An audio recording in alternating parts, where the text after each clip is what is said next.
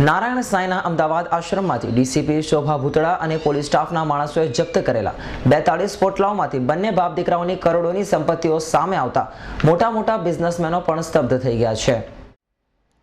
ભગવા વસ્ત્રધારી અને બની બેઠેલા ભગવાન એવા નારાયણ સાંઈ અને આસારામ સામે તેમની જ સાધિકા સાથે યૌન શોષણ અને બળાત્કાર જેવા ગંભીર ગુનાઓ સામે કોર્ટમાં કેસ ચાલી રહ્યો છે, જેથી બંને બાપ દીકરાઓ દ્વારા કરવામાં આવેલા કુકર્મોની માહિતી મેળવવા ડીસીપી શોભા ભૂતળા અને અન્ય પોલીસ જવાનોએ અમદાવાદ આશ્રમમાં સપાટો બોલાવીને 42 પોટલા ભરીને દસ્તાવેજો કબજે લીધા હતા, જેને રોકવા માટે અને લોકોની સામે પોતાની અબજો સંપત્તિ બહાર નહીં આવે તે માટે નારાયણ સાંઈએ 13 કરોડનું લાંચ પેકેટ પણ બહાર પાડ્યું હતું। જો કે તેની ગંધ પોલીસ કમિશનર રાકેશ અસ્થાનાને આવી જતા સમગ્ર ષડયંત્રનો પર્દાફાશ થઈ ગયો હતો।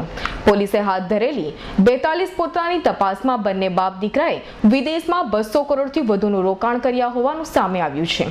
આટલું જ નહીં, હાર્ડ ડિસ્કમાં પણ 4000 કરોડના સોદાઓની માહિતી છે। ઉપરાંત બંને ભગવાધારી પાખંડી બાપ દીકરાની 8 રાજ્યોમાં કરોડોની મિલકત હોવાના દસ્તાવેજો પણ મળી આવ્યા છે અને 800 થી વધુ બેંકોમાં એકાઉન્ટ હોવાનું પણ હાલ જાણવા મળી રહ્યું છે, જેથી આની તપાસ દિલ્હી એન્ફોર્સમેન્ટ ऑफ इंडिया ने सौंपવામાં આવી છે।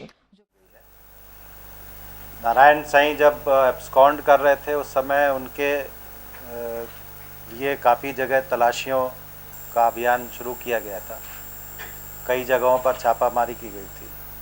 इसी सिलसिले में अहमदाबाद शहर में 26 और 27 अक्टूबर को एक तलाशी की गई थी, जिसमें काफ़ी बड़ी मात्रा में इनक्रिमिनेटिंग डॉक्यूमेंट्स, 6 कंप्यूटर की हार्ड डिस्क और एक सीपीयू रिकवर किया गया था। जो इनक्रिमिनेटिंग डॉक्यूमेंट्स रिकवर किए गए थे वो 42 पोटलों में थे। इनकी स्क्रूटनी शुरू की गई थी इन्वेस्टिगेशन के दरमियान और वो स्क्रूटनी लगभग पूरी हो चुकी है और उस स्क्रूटनी के अंत में ऐसा जाहिर होता है कि बहुत बड़ी मात्रा में cash, investments, land deals, money laundering, foreign exchange के वायलेशन ये दिखाई दे रहे हैं। तो पुलिस ने उसको स्क्रूटनी करके समराइज़ किया है और जो भी एजेंसीज़ इसके बारे में इन्वेस्टिगेशन करने के लिए उपलब्ध हैं, जो एक्सपर्ट एजेंसीज़ हैं, उनको इंटीमेट किया गया है।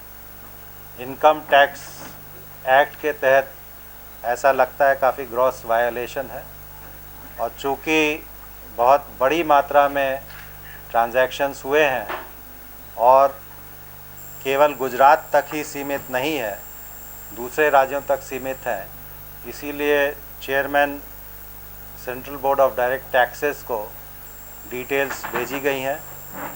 इनके बैलेंस शीट्स वगैरह जो कंप्यूटर हार्ड डिस्क में दिखाई दिए गए थे, उसमें बहुत बड़ी संख्या में कैश का ट्रांजैक्शंस दिखाई देता है।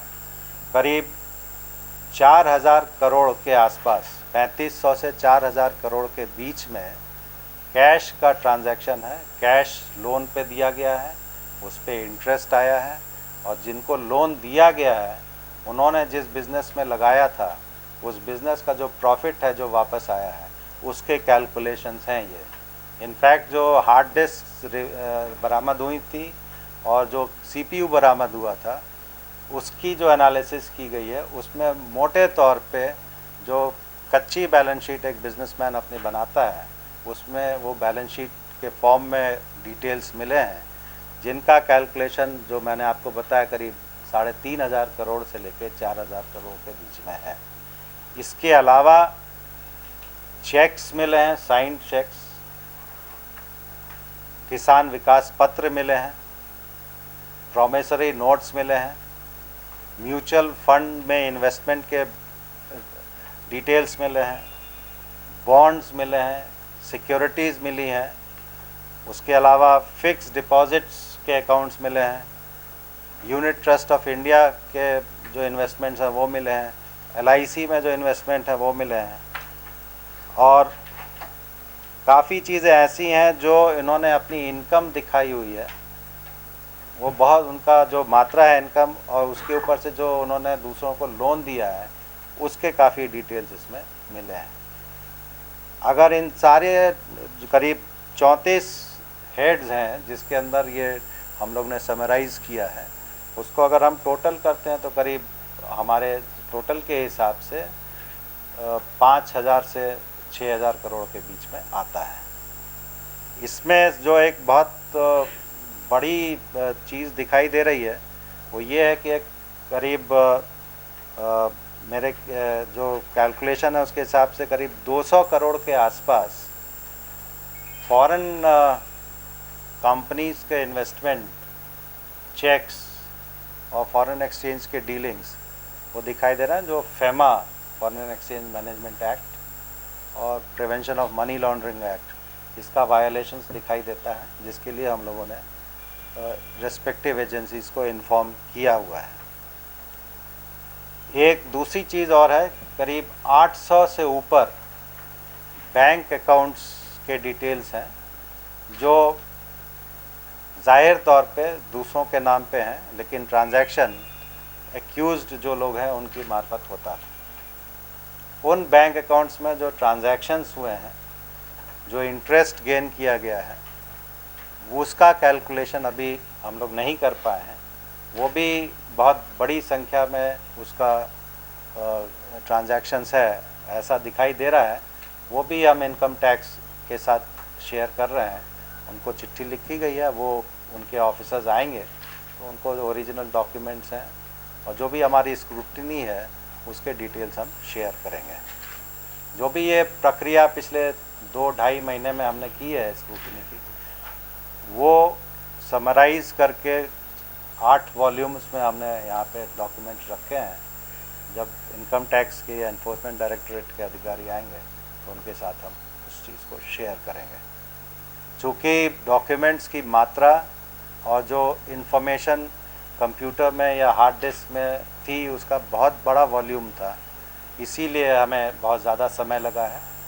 और चूँकि हमारा मेन कंसंट्रेशन जो मेन केस है रेप का और प्रिवेंशन ऑफ करप्शन एक्ट का, उसके ऊपर थोड़ा ज़्यादा ध्यान केंद्रित था, इस वजह से भी थोड़ी इसमें समय ज़्यादा लगा है। लेकिन जो भी स्क्रूटनी हुई है वो व्यवस्थित हुई है। अब इसके बाद जो भी कार्रवाई होगी वो जो भी रेस्पेक्टिव एजेंसीज़ हैं उनको करने में आसानी रहेगी। मेरे पास इतनी इन्फॉर्मेशन है, आपको अगर कोई सवाल पूछना हो तो एक एक करके काइंडली पूछ सकते। જો કે હાલ તો આ બાપ દીકરાની કરોડોની સંપત્તિને જોઈ સારા બિઝનેસમેન લોકો પણ અચંબામાં પડી ગયા છે અને આવનારા સમયમાં પણ બંને ઢોંગી બાપ દીકરાઓની કરોડોની સંપત્તિ સામે આવે તેવી વકી હાલ સેવાઈ રહી છે। Bureau report S9 news Surat.